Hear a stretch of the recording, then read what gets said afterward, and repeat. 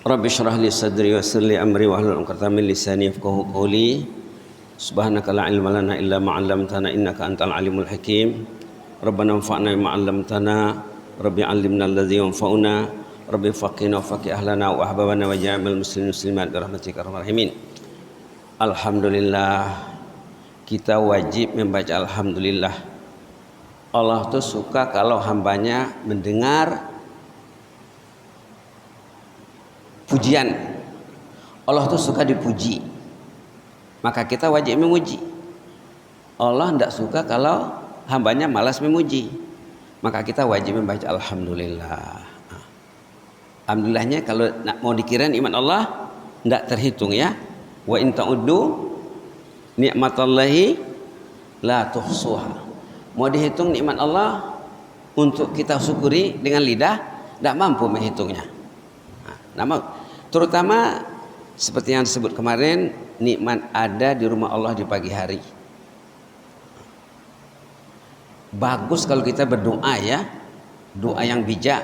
Ya Allah, aku ingin meninggal dunia di hari aku meninggal, aku masih melangkah ke rumahmu ya Allah. Jadi tidak perlu masuk rumah sakit. Itu pintanya. Tapi kalau tidak dipintanya, mungkin dia masuk rumah sakit sebulan 2 bulan baru meninggal. Karena dia tidak minta. Mintalah ya Allah, aku ingin meninggal di hari aku meninggal aku masih melangkah ke rumahmu ya Allah. Ya Allah, aku ingin meninggal di hari aku meninggal malamnya aku masih tahajud ya Allah. Aku masih baca Quran dengan istri di rumah ya Allah. Kalau diminta dapat. Ud'uni astajib lakum. Pangido ma ulende ning nan sari. Angge de pangido mungkin masuk rumah sakit Penyambungan, tidak selesai Penyambungan masuk Bukit Tinggi, masuk Padang. Ada yang sahabat kita baru meninggal di Malaysia, pergi berobat ke Malaysia terus berkubur di sana. Mudah-mudahan jadi ahlul jannah ya. Kemudian salawat dan salam ke atas Rasulullah ya, karena dengan bimbingan baginda lah kita bisa sholat subuh di masjid yang kita cintai ini. Kemarin tazkirah subuhnya tentang surah As-Sajdah. Itu belum habis lagi. Tapi tadi malam saya teringat waktu sholat tarawih di sini, teringat ayat tentang puasa yang selalu dikemukakan waktu bicara tentang puasa. Ya allazina amanu kutiba alaikumus syiyam kama kutiba alal ladzina min qablikum la'allakum tattaqun. La'allakum tattaqunnya itu tujuan la'allakum tattaqun agar kamu jadi manusia yang bertakwa. Kemudian kalau kita lihat awal Baqarah ya, Alif Lam Mim zalikal kitabu la raiba fi hudal lil muttaqin. Nah, jadi tattaqun tuh syaratnya apa? Hudal lil muttaqin. Kita mesti mempedomani Al-Qur'an. Hudan kalau bahasa kitanya hidayah. Tapi tidak sama dengan petunjuk. Itu panjang lagi ceritanya. Tidak bisa diterjemahkan hudan itu dengan petunjuk. Petunjuk itu lebih gersang maknanya. Baik, ada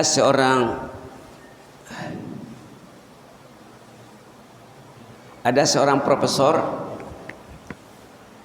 dia menerjemahkan hudan ini. Itu maka di bawah whiteboard tadi ya. Walaupun ringkas. Kata profesor itu, masih hidup profesornya, Profesor Dr. Muhammad Latif An-Nablusi, yang ceramahnya didengar oleh dunia. Katanya hudan itu hidayah, itu nikmat nomor 1. Nikmat nomor 1 dalam Islam hudan, hidayah. Kalau orang itu diberi hidayah, nikmat lain bermakna. Nikmat kedua apa contohnya? Sehat badannya. Ini ibarat angka 0 dia bilang. Oke, nikmat keluarga. Berarti sudah 100 nilai nikmatnya. Nikmat rumah, nikmat kendaraan, nikmat suami istri, nikmat anak, nikmat uang. Sebutlah nanti berapa. Kalau nikmat itu dikelola menurut hidayah Allah, nikmat itu bernilai. Tapi kalau tidak ada hudan, dia rumahnya hebat, canggih, tapi tidak ke masjid, tidak ada tahajud di dalam. angka 1 hilang. Yang lain tidak bermakna. Kereta, mobil, yang perlu naik mobil ke masjid lah ya, tidak dibawa ke masjid. Kaki, kesehatan, tidak disyukuri, kosong. Itulah kata Nablusi, nikmat nomor 1 hudan, hidayah. Nah, kalau ada hidayah, istri dituntunnya, anak dipeliharanya, harta benda dibuatnya fasilitas untuk ketaatan, kendaraan, rumah, semua bernilai.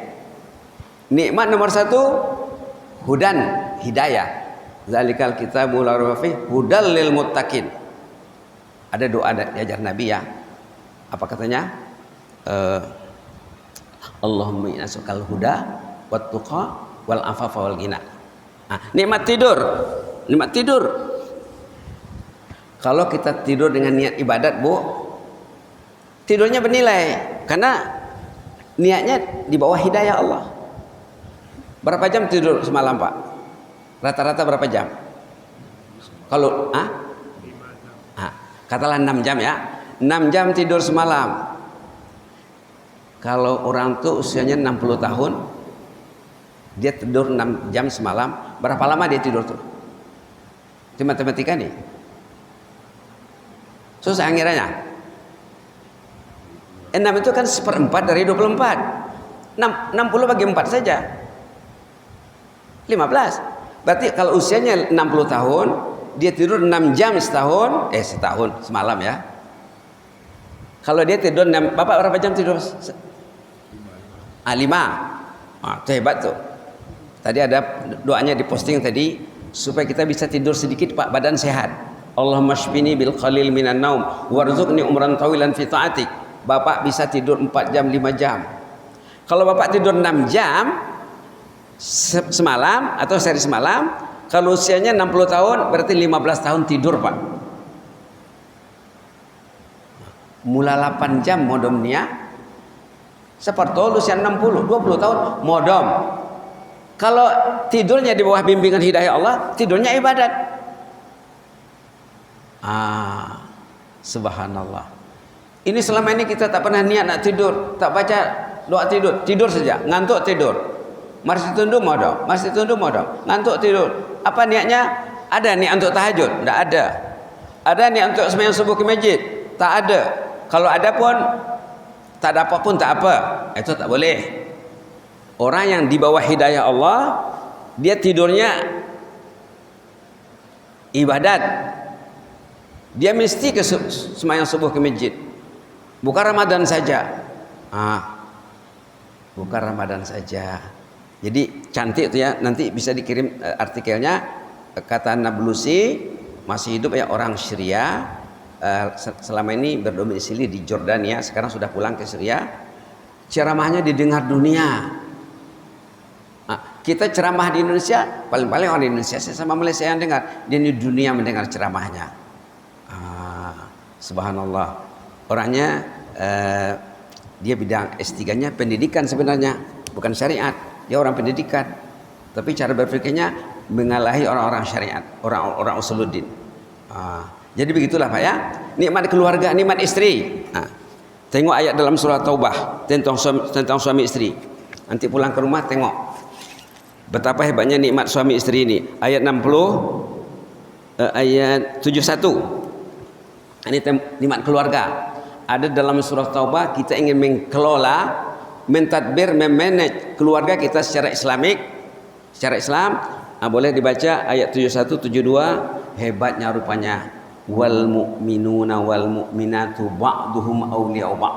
Mukmin lelaki, mukmin perempuan itu ibarat aur dengan tebing, saling kerjasama. Suami pergi ke masjid, walaupun istri solat di rumah, istri dapat pahala suami. Contohnya lah ya, suami pergi bekerja, suami ke kantor, ke sawah, ke ladang, ada bahagian istri dari amal suami itu. Dia ibarat aur dengan tebing, saling kerjasama. Ba'duhum awliya'u ba'd, saling kerjasama. Ya'muruna bil ma'ruf wa yanhauna 'anil munkar wa yuti'una Allah wa rasulah ulaika sayarhamuhumullah. Inilah keluarga suami istri akan dapat rahmat Allah. Innal azizun hakim. Hasilnya apa? Resultnya apa? Nah, tengok hasilnya.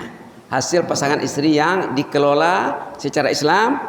Wa'adallahu allazina amanu wa'adallahu al-mu'minal minati jannat. Hasilnya jannah. Nah, tajri min tahtihal anhar.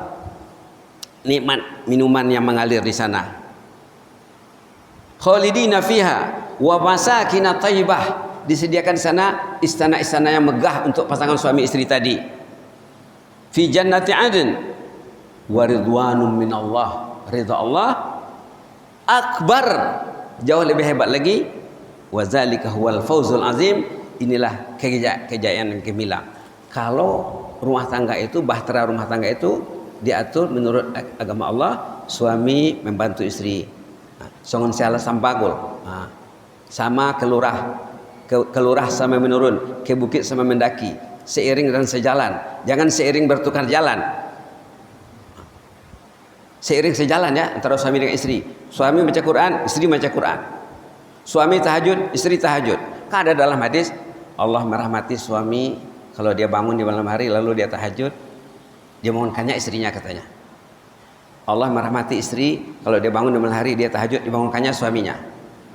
Itu tentang tahajud ya, tentang tahajud. Yang jelasnya hidayah ini nikmat nomor 1.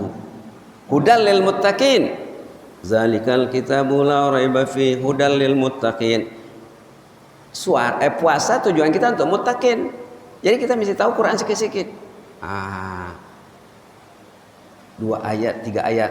Tadi kalau kita bisa memahaminya, ayat 71, 72 surat Taubah ini sudah enak rumah tangganya. Ke sawahnya bernilai pahala, ke ladangnya, ke kantornya bukan ke meja saja pahala, tidurnya pun berpahala. Kalau semuanya diolah jadi ibadah di bawah hidayah tadi ya, nikmat nomor 1. Kita dituntun oleh pedoman panduan dari Al-Quran sebagai kitab hidayah. Al-Quran kitab hidayah, hudal lil muttaqin. Jadi